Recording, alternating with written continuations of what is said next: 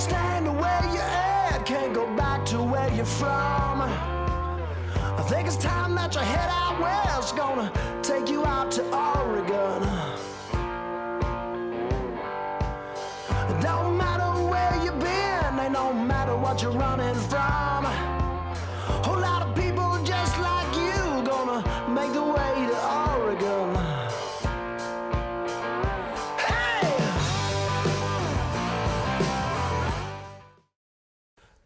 Good evening and welcome to Portland Metro Records presents Off the Record. Today we have Loveless Root, who is also our next First Look artist. The First Look show is going to be Thursday, April 5th at 7 p.m. at the Analog, the new home of original music. That's on 7th and Hawthorne, and it is a free show to y'all, so come one, come all, bring the kids, let's have some fun. So guys, the last time we saw each other, you had a different drummer. Yep. He was playing on a cocktail kit and congas, and now you got this new fella. Tell us about him. What's going on? We've upgraded from the congas to actual drums. Nice. Well, congas are still up in the air. We haven't settled on that yet. We haven't settled on that. Yeah, we were fortunate that one of the bands we played with, they knew a drummer. So we'd been searching for a while and just couldn't find the right guy, and I think we finally did. Yeah, I went through a couple of people, and then Doug came on board about a month, 6 weeks ago. Right on. And we've been trying to have him not come back ever since, but he just keeps showing up. So That's cool. That's on cool. time and everything. A drummer that keeps time. That's amazing. So introduce yourselves. Rod. I'm Rod. I play the guitar and vocals. Sweet. My name is Michael. I play bass.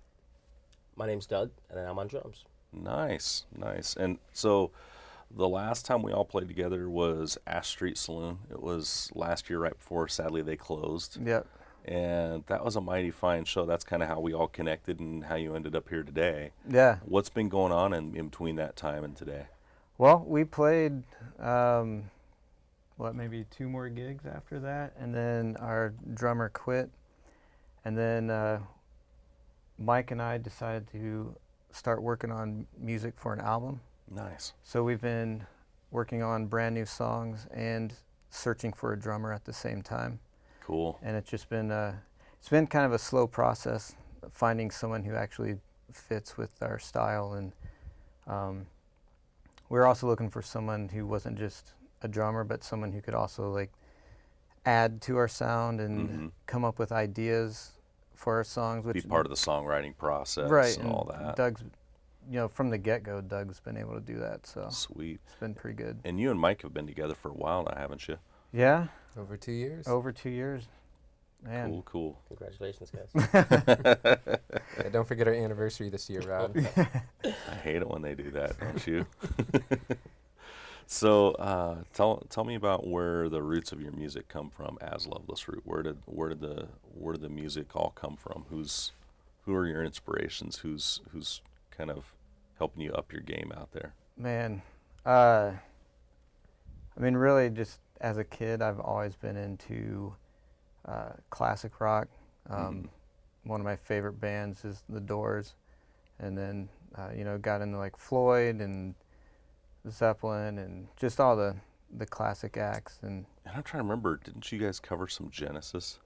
No, we did not. No Genesis. I think that was Though I've been No Cyndi petitioning Lauper. for some Phil Collins covers a lot lately. I'm Peter Gabriel Genesis, right? Yeah. That's the good stuff. Gabriel's overrated. No, that's awesome though. You got your roots in classic rock. That's kind of where our band, the Bar Pilots, has them too. You guys kind of have that bit of classic rock and punk vibe going about you, which is awesome because I think that's sorely lacking in general music that you hear on the radio. Well, what I think's great about us too is like I'm really into the classic rock and even jam band scene. And then Michael's more modern. I like a lot more modern stuff. Rod really knows what he likes genre-wise. He's really into his roots, blues, rock. Me, I like to really dabble, and I listen to a lot more styles of music than I actually can play. Cool. But I try and find ways to bring those influences in a little bit, and I think that's really helped give us more of a psychedelic sound. Yeah, well, and those mixtures definitely pay off. I mean, when we heard you guys over at Ash Street that night, it was pretty impressive. It was a fun show, and I was Thank like, you. yeah, we're on the right bill. Yeah, that was a great night. That was Yeah. a lot of fun. And so you guys have a new album you're working on right now. Is there any sort of timeline as to when you're going to finish it, or are you still in the writing stages, or is it more production right now? I think we've narrowed down pretty much the songs that we want to put on it. It's more of nitpicking and fine tuning and getting Doug involved to actually write drum parts, because there's a lot of the new material didn't have drums on it yet. Sure. So we're looking forward to seeing what Doug can bring to make these songs even better. And then they'll just, once you start adding another instrument or another person's influences into it, they just evolve into something else. So Opens up your ears to the possibilities. yeah, Yeah, that's the cool part about collaboration, is you just don't know what somebody's going to bring, right. especially Absolutely. different rhythms and all that. Rhythms, drums, feels. Sometimes well, I mean, you look at "Fool in the Rain" by Led Zeppelin. That was supposed to be a reggae song. The only reason it turned out the way they did was because John Bonham couldn't play a reggae beat. The one thing he couldn't do. Well, the song that we're going to play today, when we brought him in, it sounded different. It had a different format, different Sweet. structure, and you just from day one, how about we try this? How about we try that? And it evolved. Oh, that's And we cool. like that. That's the one That's thing I awesome. think that's great about our band is we will try everybody's idea. Doesn't mean that it'll stay, but we're willing to at least try it out. And then, if we end up liking it, great. If we don't, then we just move on and go to the next thing. That's cool. That's really cool. And then, so you guys have been together for 2 years. You recently played an outdoor show, like a backyard party kind of a thing. In my neighborhood, we have a annual block party. That's cool. So, we get together usually in my driveway and then the neighbor's driveway, and then the whole block comes over. Oh, and wow. we have like a potluck and stuff. And then, what's funny about it too is our next door neighbors are also in a band. So both bands get together. Just and kind of alternate sets and just Yep. tear it up. yeah. That's cool. That's cool. And is it happening in the summertime, or is it happening in the fall? Or It's usually in the August time frame. Vince and I will put it on the calendar. Sounds good. Yeah, we'd love to have you out. No, that's cool. And so you've got our date coming up, and then are you guys planning on doing any sort of touring or anything this summer? Well, we want to do the April 5th date, and then we do plan on trying to get some more gigs going on. We've actually been contacted by some other bands to do shows with them. We just haven't had the opportunity to get Doug all the way familiar with all the songs yet. So Cool. Hopefully another month or so, and we'll Yeah. be ready to start. like we'll be on. ready for back out the there. gig with you guys, and then Yeah. after that we'll be ready to go. So we get to pop Doug's cherries, what you're saying. Yes. Yep. Sweet. Definitely. Nice. So what are you playing for gear these days? What guitar, what amp are you using? Well, amps wise, I actually use 2 amps. I like to run Fender Twin Reverb Deluxe and a Vox AC15. Oh, cool. And then I like to run, I have a ton of pedals, and I run them all through the Fender and kind of keep the Vox just its natural, dry. gritty, dry sound. I think it just comes with a really unique tone. Yeah. Right now, guitar-wise, I'm using an SG, Epiphone SG. Then I also have a Gretsch that I bring out on occasion as well. Nice. That's awesome. So And how about you, man? Where are you playing on? So I play out of a Fender Rumble 500, Mhm. which is an awesome amplifier. It not only does it have the EQ built in, but their presets, their tonal presets are fantastic. I play out of a Thunderbird bass, and I think my sound's more driven by I'm big into effects, so I love delays and Choruses and distortions that. and choruses. Yeah, and Yeah. you don't hear that a lot on bass, but Yeah. I think there's room for it. I think you and Vince will get along just fine. He just got a new bass chorus just a couple weeks ago he's been playing with, and a new overdrive that he's been playing with. So Nice. it'll be rumbling basses on April 5th. Love it. And how about you, Doug? I'm playing like a early 2000 D drum kit, a Dominion kit. It's got Oh, a cool. 20-inch bass drum, maple, Nice. and I'm rocking a 1968 Ludwig Superlight, super sensitive. So it's an old snare, but it's one of the most recorded snares. Wow. Like second to only the Acrolite or something like that. Wow. Yes, getting fancy with my snares today. Cool, cool. And, you know, because we do get a lot of younger people that are starting bands that are watching this show. What kind of advice do each of you have for them? What do you have for them, Rod? Just keep pushing every day, no matter what anybody says to you, whether they like it, they don't like it. It doesn't matter. If you like it, just keep doing it and keep improving your skill. You know, and like I said, as long as, for me, my personal opinion, as long as I like what I'm doing, then I'm happy. And Yeah. hopefully it transposes out to everybody else. But yeah, that's the main advice, is to, you know, every day try and further your skill and just keep going at it. Sure. How about you, Doug? I would say take advantage of not having a real job yet, not being in school, and just spend all that time All that free the work, time. I you know, know, I wish in when the- I look back on in it. the music room, right? Yep. Just spend all Yep. that time. Always have the tape recording, Mhm. and take advantage of that. That's where all the you do all your working out, all your chops, and finding yourself musically. All the woodshedding.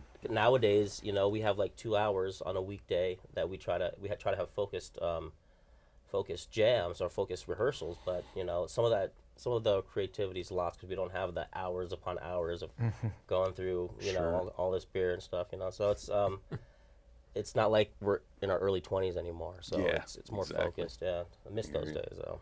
How about you, Mike? I would say experiment. Like for me, I didn't even know what an effects pedal was till 2 years after I started playing an instrument. I thought I was ready to quit guitar and bass and whatnot, and someone showed me a delay pedal, and I plugged my guitar in, and all of a sudden I started hearing sounds I'd never heard of before, Mm-hmm. and was like, okay, this could be interesting. You know, instead of just learning covers, now it actually inspired me to start writing original material. So Nice. just experimenting.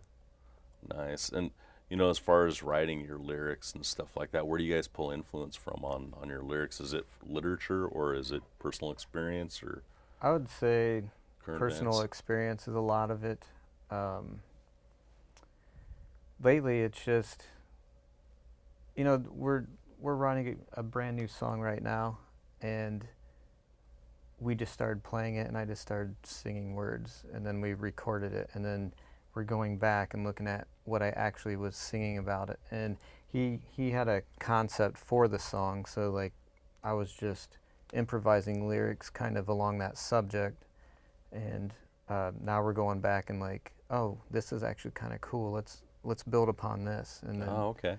write in that way. So it was totally impromptu, what you were saying. It was just kind of stream of conscious kind of writing. Yeah, that's one way we do it. And another way, like I would, a lot of times I'll just be on my couch with my acoustic and just strumming along and maybe working on one of our songs, and just kind of personal experiences Mm-hmm. or just what's going on in the world today. Or I think a lot of really good music that people really connect to, it's not just what the words are saying. A lot of the times the instruments and the music behind it match the tone and match you can almost feel. Get the mood and Yeah, all when you that. listen to Stairway to Heaven or November Rain or any classic kind of, the music matches what the singer is saying.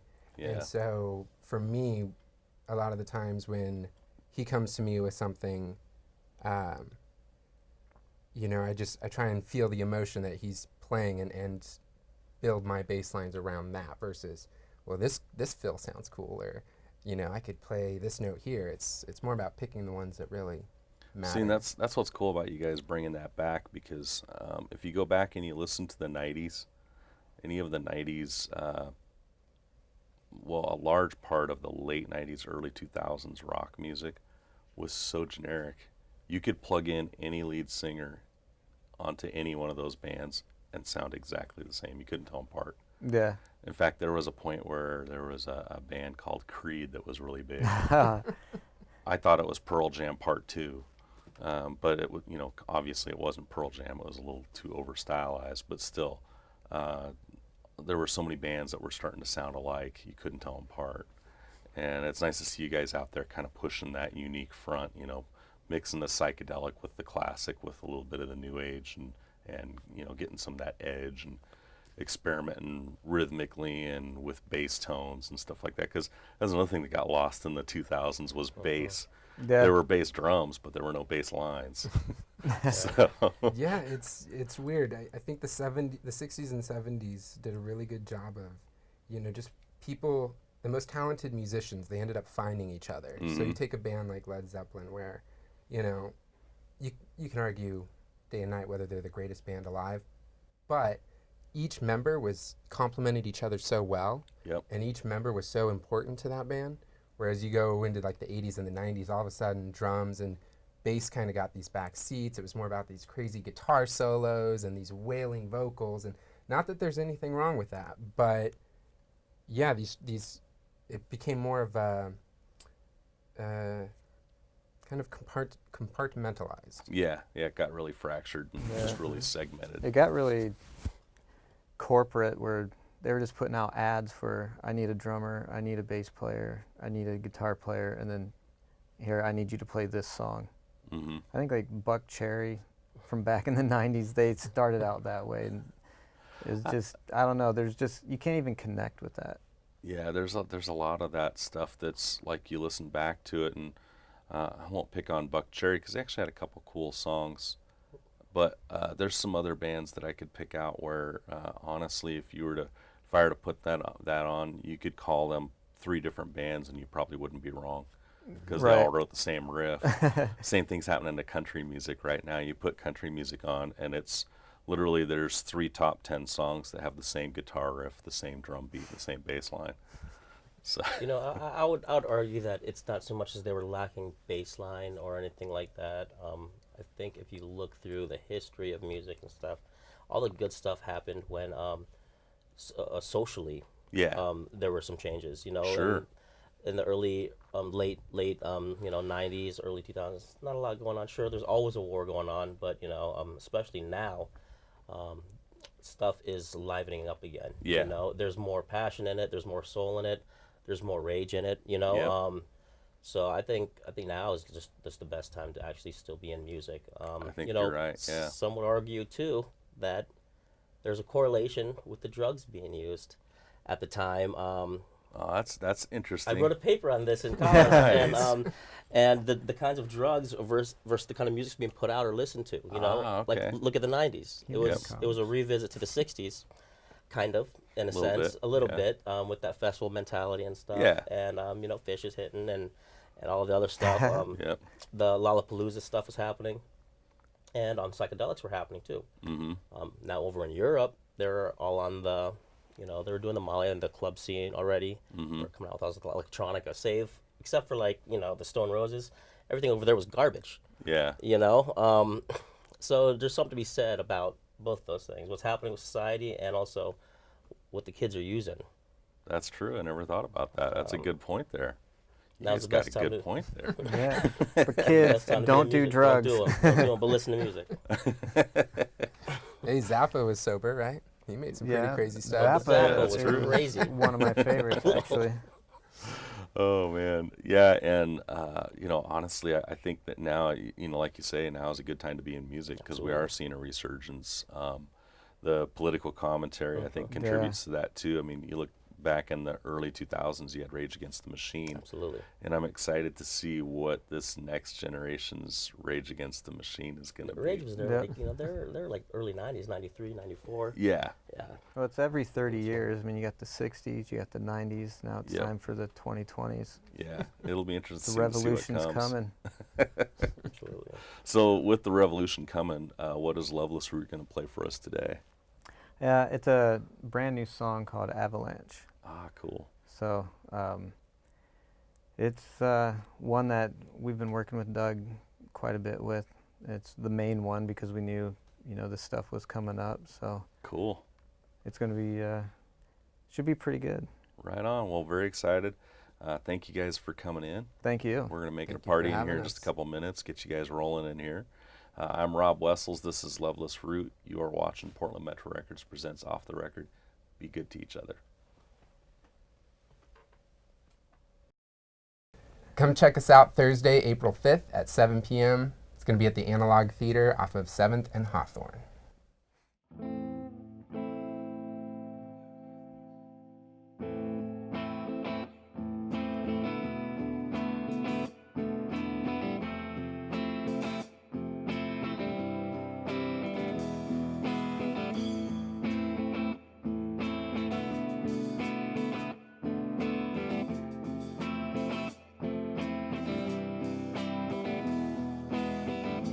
Creating walls